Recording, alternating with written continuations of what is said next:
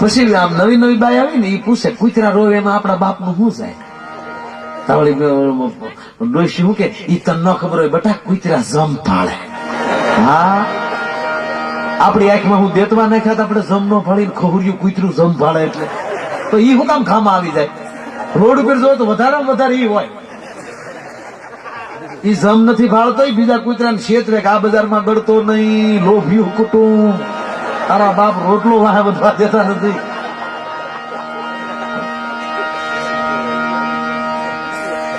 આપણા પરબના આપણા જે સંતોનો અને ઋષિ મુનિઓનો આભાર એ માટે માનવાનું. તમે જુઓ આપણા પરબડાના નામ કેવાય હતા, આપણા જે પરબ આવે બધા એના નામ કેવાય.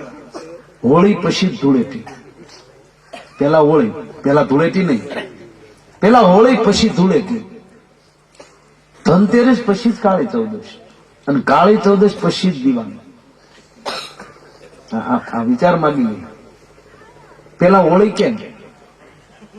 સંતોએ કીધું છે ખાસ કરીને બહેનો કોઈ કઈક વેણ કહી દે માણસને અંદર હોળી લાગે. હવે જીવતી રહ્યું તો મારા બાપના પેટની નહીં એવી જે હોળી થાય એમ એમ એમ વટ ન કરવો. 24 કલાક મકમ થઈ જાય. બીજે દી ધૂળેટી છે તમારી માથે ગુલાલ ઉડતો હશે, પણ જો મકમ થતા આવડી જાય તો હોળી પછી ધૂળેટી.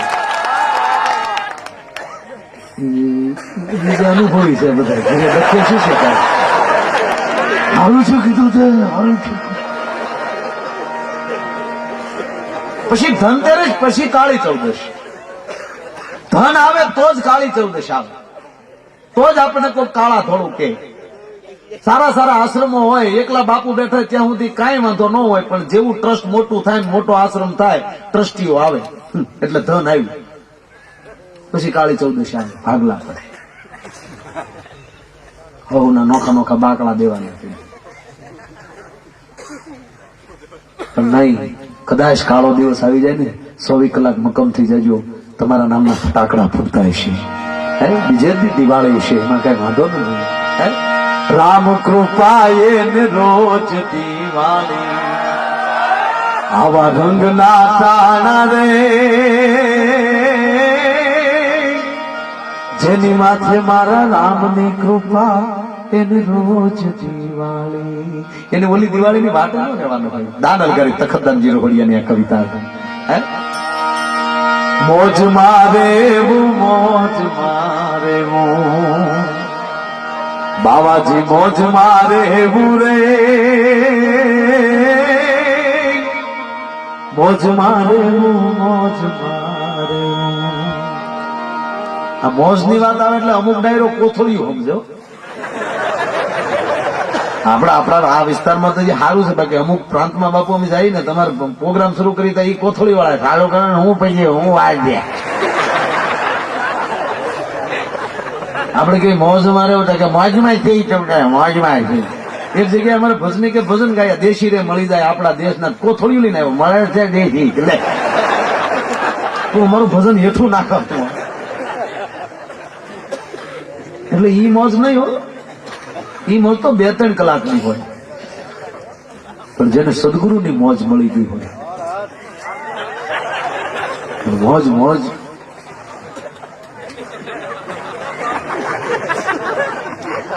અમુક આ બાપુને જોવાય તમે ઘરે લઈ જાજો ને.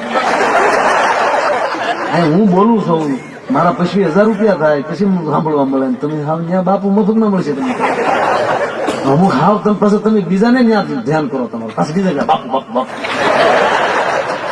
અહીંયા હું તળાવા નાખું તમારે.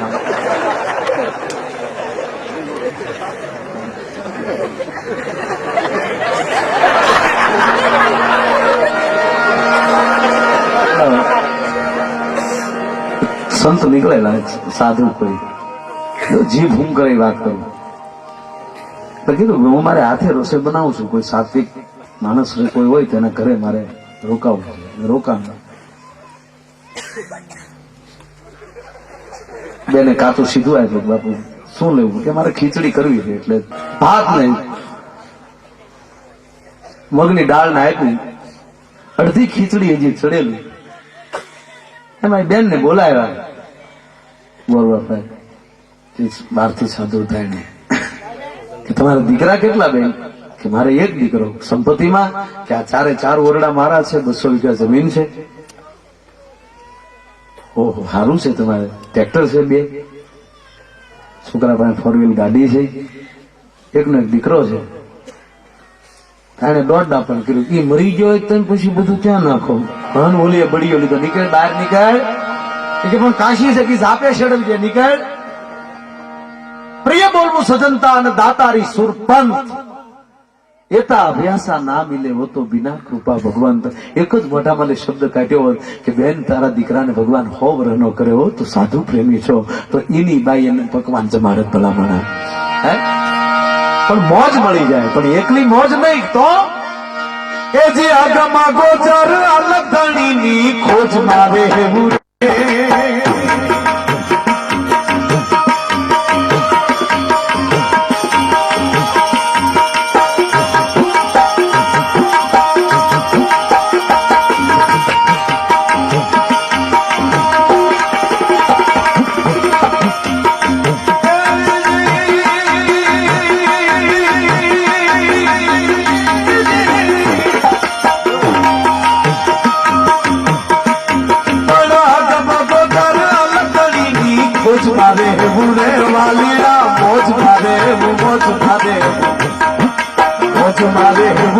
ધીરે ધીરે મોજ મારે મોજ મારે.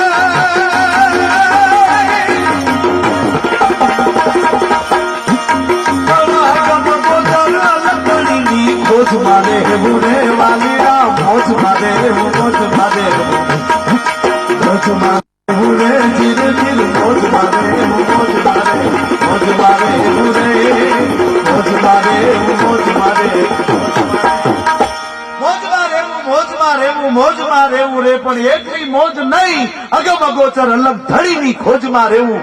જે રસ્તેથી આવ્યા છે રસ્તાની કઈ ખોજમાં રહેવું. બજરંગદાસ બાપાની પાસે શામળા બાપાને બધા ટ્રેક્ટર લઈને પૂનમમાં ગયેલા, ગુરુ પૂનમની રાત. બાપાએ પૂછ્યું કે વાલા ક્યાં રસ્તેથી આવ્યો છે? બાપા રસ્તેથી આવ્યા છે, ત્યાં તો ગારો બહુ છે.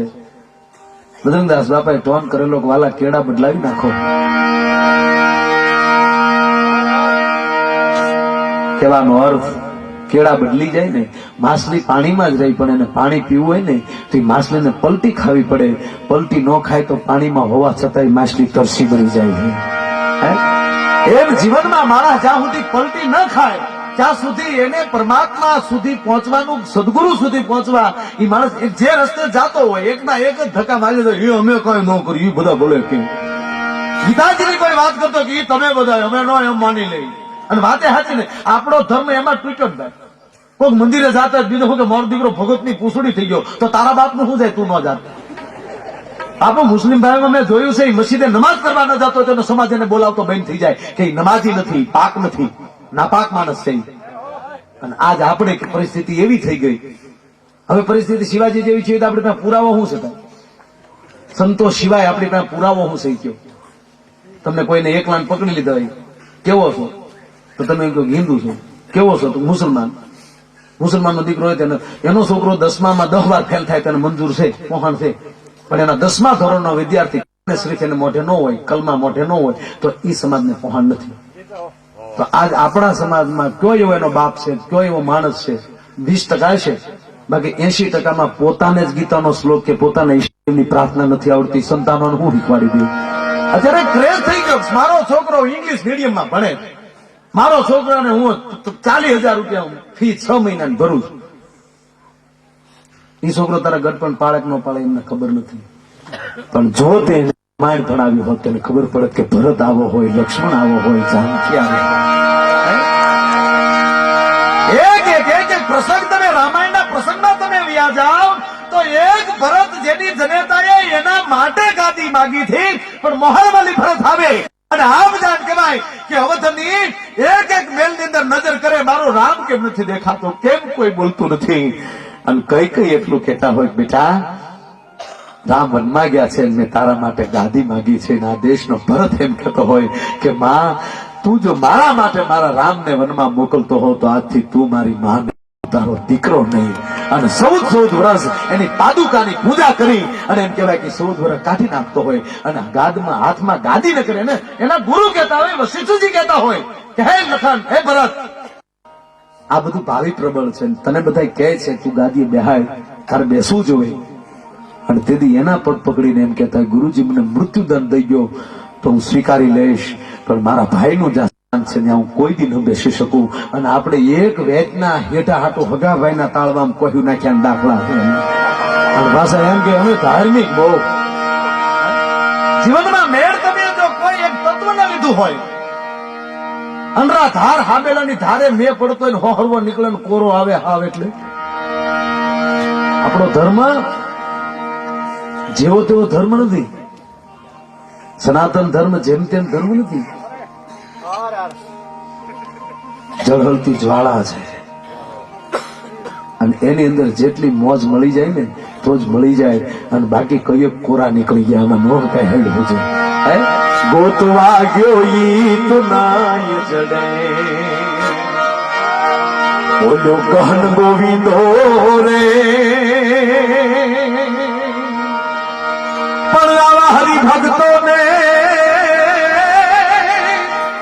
એ જે હાથ વાગો છે, હરિભક્તો ને એ જે હાથ વાગો છે, એ બાપી તો પ્રેમ પર ખંડો રે. અને કદાચ મળી જાય તો પછી દેવને દીવો, એ બાપ હવે ધૂપ શું દેવો, આ દેવને દીવો એ મારે હવે ધૂપ શું દેવો, એને દિલ દઈ દેવું રે વાવલિયા. મોજ મારે મોજ મારે મોજ મારે હું રે, મોજ મારે મોજ મારે.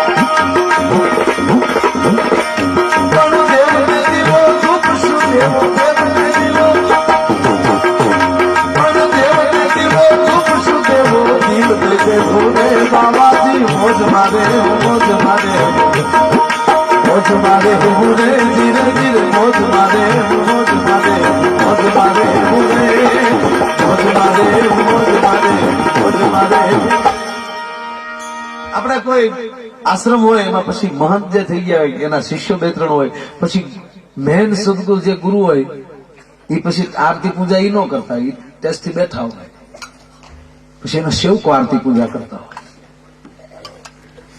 તો ઘણા એમ વિચાર કરે કે ભાઈ હવે એ તો હવે મોટા થઈ ગયા.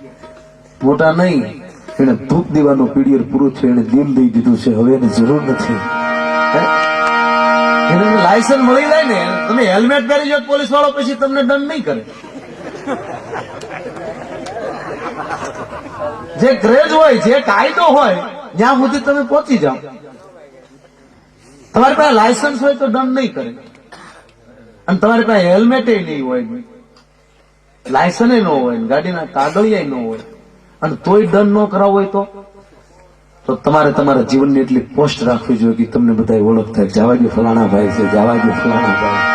એમ પરમાત્મા ને યમરાજ આપણને હલવાડી શકે, કારણ કે આપણી પાસે લાયસન્સ હશે તોય તે હેલ્મેટ નહીં હોય, હેલ્મેટ હશે લાયસન્સ નહીં હોય, ત્યાં કોઈ ઓળખતું નથી, એટલે ધરાર હલવા હું. આમ સંતોષ છે, એની પાસે બધું છે અને ઓળખાણ છે. એને દિલ જેને જેને દિલ દઈ દીધા ને એના બોર્ડ પૂરા થયા.